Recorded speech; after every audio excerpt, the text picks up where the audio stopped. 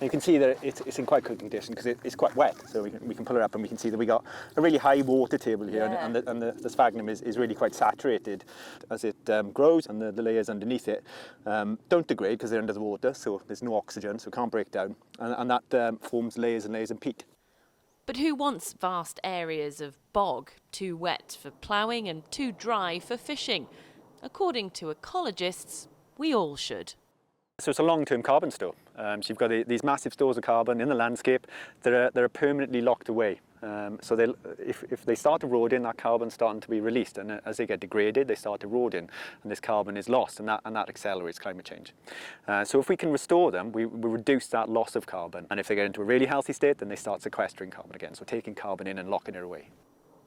With National Lottery heritage funding, previously lost peatlands in the upland area between Rhondda-Cynon-Taf and Neath-Talbot are being restored by raising the water level.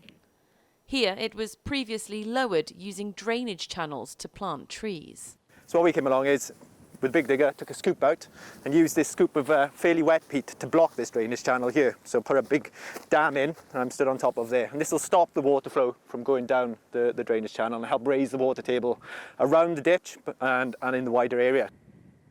There's just under 300 hectares of peatland being worked on in the project area. Once it's restored, it'll lock in around 350,000 tonnes of carbon. That's the equivalent of driving the average car 794 million miles. For a long time now, it's felt like the priority has been planting trees.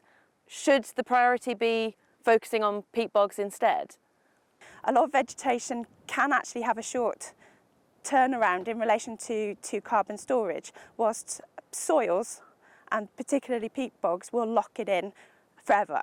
And I think prioritising that first would be absolutely amazing to ensure that we don't lose that opportunity to do that. This site is acting as a trial and will help inform future peatland restoration across Wales and beyond.